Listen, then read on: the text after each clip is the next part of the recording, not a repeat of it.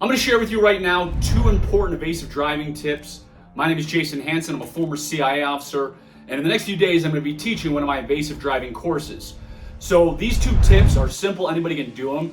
And before we take our evasive driving course, we do about 10 minutes of briefing in the classroom, and then the rest of the multiple days we're out there driving our vehicles, because obviously you're going to learn driving behind a vehicle, not sitting in a classroom. But here are some of the stuff in the 10 minutes of the classroom we do before students get in the vehicle. First one I talk about is when you are driving, you want to be obviously loose and comfortable behind the wheel. So you need to have your steering wheel adjusted properly. Meaning, of course, when we were all in high school and we thought we were cool, we were holding way far back, we were leaning like that, trying to impress the young ladies, which I believe didn't work. But when you get in your vehicle, if you want to properly adjust the steering wheel and make sure it's right, you want the bottom here, the crook of your wrist, to fall directly on top of the steering wheel. Meaning, if you get in your car and your fingertips barely touch here, move the seat forward so that your wrist is right here. And if you get in the car and it's right here, well, you're way too close, you need to adjust it backwards. The reason that you want your wrist to be right here when you sit in front of the car and just naturally fall on top of there is because when you hold it, it puts a natural bend in your arms. So if you're really extended all the way out here, you're stiff and you can't really drive. You're not gonna, if somebody's trying to roadblock you, or somebody's trying to kidnap you, you gotta swerve around. You're gonna be so stiff, you're not gonna be able to swerve around. But when you're at that proper adjustment right here, you have the bend in your elbows and it allows you to be smooth and move the steering wheel. Very important too. Try and put your hands at the 9 and 3, 10 and 2, somewhere close to there. It doesn't have to be perfect, but the reason we do that is many moons ago, my first job out of college was a police officer. Many police officers were taught shuffle driving. So you're supposed to hold here and turn. And we eventually figured out that shuffle driving is not as quick to holding about 9 and 3.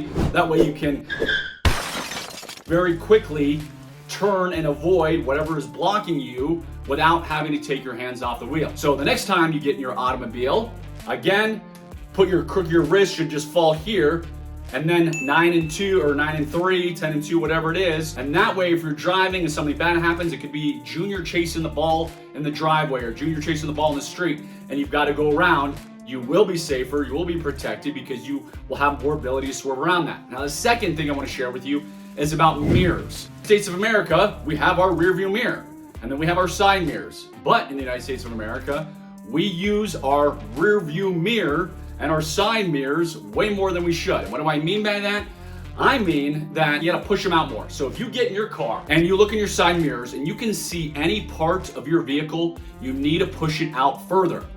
Because your rear view mirror is for looking and seeing behind you. Your side mirrors are looking for your blind spots. You don't wanna use it to see behind you as much.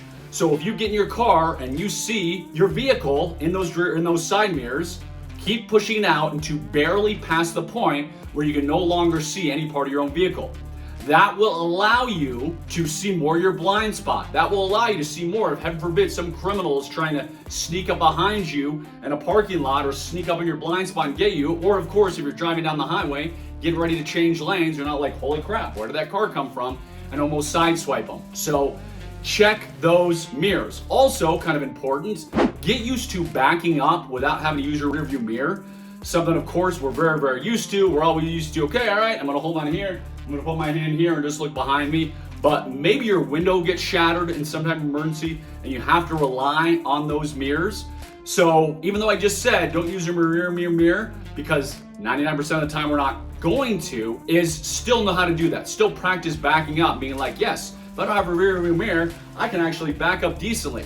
Now, I have trained thousands of people over the years since I left the CIA, and you're probably saying to yourself, well, back in the day, ain't hard. Well, guess what? In the evasive drive classes, I've seen some hilarious things where people can't back up to save their lives. So if you don't have your rear mirror, you're saying, well, that's a piece of cake. Well, try it in an empty parking lot. Some people, not everybody, it's a lot harder than it looks. So I just threw some random evasive driving tips at you. Of course, there's a lot more, such as how to do the 180-degree reverse turn, how to go through a roadblock properly, the speed, which is absolutely not what Hollywood says. So if you want more tips, tricks, and spy hacks, click below. Drive safely, travel safely. I'm former CIA officer Jason Hanson. Make sure you like, subscribe, turn on that ring notification, and I'll see you next time. Please welcome back former CIA officer Jason Hanson. Former CIA Jason Hanson. This handsome fella is Jason Hanson. This is Jason Hanson, former CIA guy.